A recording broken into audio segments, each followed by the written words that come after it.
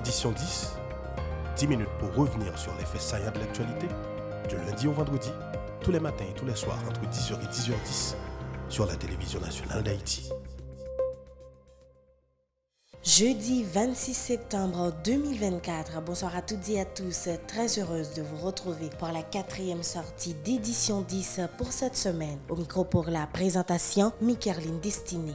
Dans l'actualité, premier déplacement du président du Conseil de transition, Edgar Leblanc-Fils, à l'Organisation des Nations Unies dans le cadre de la 79e session de l'Assemblée générale. Sur la tribune de l'ONU, le chef du CPT a agité le dossier lié à la dette de l'indépendance. En effet, l'ex-parlementaire a réclamé la restitution de la dette ainsi que des réparations pour Haïti. Pour renforcer sa conviction, le président du CPT a fait mention de la mise en place d'une commission chargée d'assurer le suivi de ce dossier. Les procédures devant aboutir à la restitution de la dette de l'indépendance par la France seront élaborées par la dite commission, a dit le numéro 1 du CPT, déplorant les torts et les injustices causées par les Français au pays en réclamant en 1825 une forte somme d'argent pour compenser les dommages subis lors de la guerre de l'indépendance. Suivez un extrait de ces déclarations. Il n'est pas sans intérêt de rappeler qu'Haïti a été le seul pays à avoir payé pour son indépendance, obtenue pourtant dans le feu et dans le sang. À la veille du bicentenaire de cet événement inédit dans l'histoire du monde, n'est-il pas venu le moment de la restitution des montants consentis? À cet égard, mon pays s'est félicité des propositions formulées par un certain nombre de gouvernements et également certaines agences des Nations Unies pour des actions concrètes en vue de la reconnaissance, la réparation et la restitution des torts du passé. Haïti a confiance sans réserve dans l'Organisation des Nations Unies, dont les piliers sont la lutte pour l'égalité entre les peuples et le maintien de la paix entre les nations, pour jouer son rôle notamment dans la mise en place des mécanismes appropriés pour faciliter le dialogue entre les pays victimes de la colonisation et les anciennes puissances coloniales. Ici, à cette 79e session de l'Assemblée générale, Haïti, non pas simplement pour revendiquer une réparation, mais pour poser une question de principe, celle de la justice immanente. Ma démarche est résolument engagée, structurée et bien documentée. Le Comité national de restitution et réparation, en collaboration avec la Commission des réparations de la CARICOM, a déjà entrepris des travaux exhaustifs sur ce sujet. Nous demandons la reconnaissance d'une dette morale et historique et la mise en œuvre de réparations justes et appropriées qui permettront à notre peuple de se libérer des chaînes invisibles de ce passé injuste.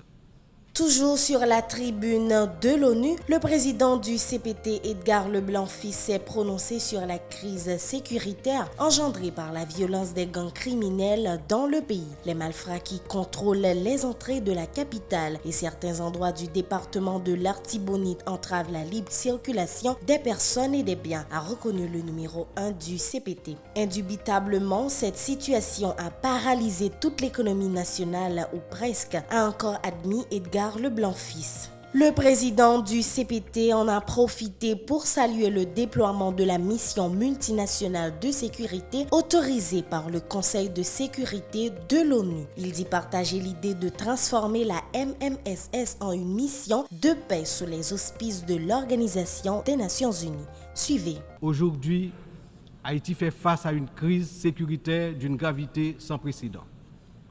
La montée en puissance des gangs armés, la violence généralisée, l'instabilité politique ont plongé la nation dans un état de vulnérabilité extrême. Les citoyens vivent dans la peur, incapables de circuler librement partout sur le territoire national, d'aller travailler ou d'envoyer leurs enfants à l'école sans risque, notamment dans la région métropole de Port-au-Prince, la capitale. Cette situation affecte tous les aspects de la société haïtienne, fragilise les institutions, paralyse l'économie, mine l'espoir de lendemain meilleur. L'avenir du pays est menacé. 50% de l'effectif des gangs de la région de la capitale sont constitués d'enfants et d'adolescents filles et garçons. Ils servent souvent de chair à canon lors des opérations contre les forces de l'ordre.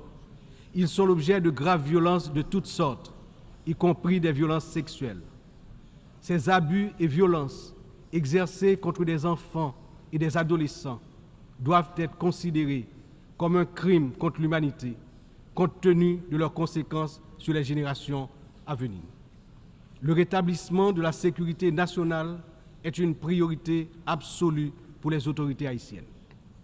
Elles sont pleinement engagées à mettre fin à cette spirale de violence et à restaurer l'ordre afin de garantir à chaque citoyen, à chaque citoyenne, le droit fondamental à la sécurité. Dans cette optique, la décision du Conseil de sécurité d'autoriser le déploiement de la mission multinationale d'appui à la sécurité à travers la résolution 2699 a été une réponse directe aux appels du peuple haïtien. Cette mission, bien que n'étant pas une force onusienne classique, incarne l'engagement de la communauté internationale à soutenir Haïti dans sa lutte contre l'insécurité. Haïti a accueilli plusieurs missions des Nations Unies au cours des 3 dernières décennies, notamment la MINUSTA. Si certaines de ces missions ont contribué à stabiliser temporairement le pays, elles ont également laissé un héritage lourd de conséquences. Des allégations de violations graves des droits humains, y compris des abus sexuels, ont ébranlé la confiance du peuple haïtien. L'absence de poursuites et de réparation pour les victimes a renforcé un sentiment d'impunité, minant ainsi les efforts de reconstruction. Il n'est cependant jamais trop tard pour bien agir et pour tirer des leçons du passé. En repensant l'approche, nous avons l'opportunité de redorer le blason des missions internationales en Haïti et de construire un avenir meilleur pour le peuple haïtien. C'est dans cet esprit que nous souhaitons voir amorcer une réflexion sur la transformation de la mission de soutien à la sécurité en une mission d'opération de maintien de la paix sous mandat de l'Organisation des Nations Unies. Le président du Conseil de transition, Edgar Leblanc-Fils, accompagné du conseiller président Leslie Voltaire, du Premier ministre Gary Conille et de la ministre des Affaires étrangères Dominique Dupuis, a rencontré le président du Kenya, William Ruto, le jeudi 26 septembre 2024 à New York. Les échanges ont porté sur la mission multinationale de soutien à la sécurité. On se le rappelle, lors de son passage à Port-au-Prince le 21 septembre 2024, M. Ruto avait promis de compléter les troupes kenyanes au sein de la MMSS avec le déploiement sous peu d'un nouveau contingent de 600 policiers. Toujours dans l'actualité, dans le cadre de la lutte contre la corruption, les responsables de la Caisse d'assistance sociale ont procédé le 26 septembre 2024 au lancement d'un atelier de travail de 2 jours à l'intention des cadres de cette structure. Éthique et intégrité est le thème retenu pour cette activité. L'occasion pour le titulaire du MAST Georges Wilbert Franck d'exhorter tous les acteurs à s'engager dans la lutte contre de telles pratiques dans l'administration publique, notamment au sein de la CAS. Il était nécessaire pour que nous ayons fait une séance de formation avec ULCC qui est pour aider agents, opérateurs, services publics dans la CAS pour qu'ils comprennent les actes de corruption, comment ils caractériser, pour qu'ils évitent de tomber dans des actes de corruption. Comme nous avons dit dans le discours d'ouverture, c'est joindre une CAS qui est plus efficace, joindre un groupe d'employés qui plus comprennent l'espace et qui comprennent tout, comment pour se comporter dans l'administration. Sous les auspices du Conseil national des télécommunications Conatel, un atelier de 2 jours sur la mise en œuvre de la signature électronique a été lancé le jeudi 26 septembre 2024 à Pétionville. Une initiative visant à faciliter l'élaboration de l'avant-projet de loi sur ce domaine, informe le directeur général du Conatel, Jose Jean-Baptiste, précisant que l'utilisation de la signature électronique facilitera la prestation des services aux niveau des différents secteurs de la vie nationale, notamment le commerce et les universités. Présent à cette activité, le directeur général de l'Institut haïtien de statistique et d'informatique, Wilson Fièvre, a mis l'accent sur l'importance de la signature électronique pour assurer le bon fonctionnement des institutions publiques. Louinel Jean-Louis et Bernard Marseille nous présentent un extrait. Puis le monde vient, que ce soit du côté de l'université, que ce soit du côté des notaires, que ce soit du côté des juges, magistrats, etc., des institutions d'État, tout le monde intéressé, il y a une sensibilisation. Donc nous allons rassembler, nous allons collecter toutes les réactions des participants pour nous finaliser un avant-projet d'application arrêté sur loi électronique là, pour nous présenter le gouvernement. Pour finir, le recteur de l'Université d'État Fritz Deshommes et le chef de mission de Médecins sans frontières Belgique, Benoît Vasseur, ont paraphé un protocole d'accord le lundi 23 septembre 2024 en vue d'établir un cadre de collaboration pour l'accueil des étudiants de l'UEH inscrits notamment dans les programmes de résidence au sein des structures sanitaires de MSF Belgique, le centre d'urgence de Turgeot, le CT de Carrefour et le service des soins obstétricaux et néonataux d'urgence du centre de santé avec lit de Port à Piment sont aussi concernés par cet accord. Il convenait également de préciser les rôles et les responsabilités de chaque partie concernant le déroulement des stages pour certains résidents.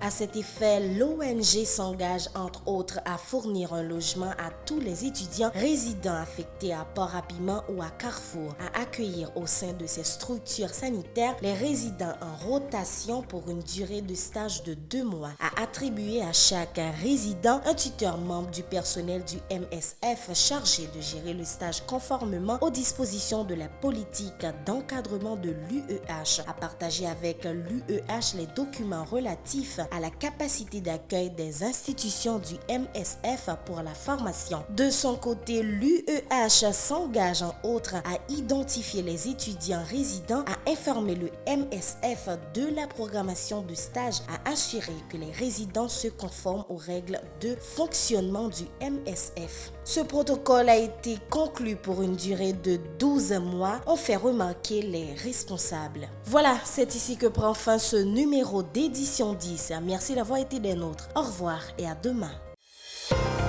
Édition 10, 10 minutes pour revenir sur les faits saillants de l'actualité, du lundi au vendredi, tous les matins et tous les soirs entre 10h et 10h10 sur la télévision nationale d'Haïti.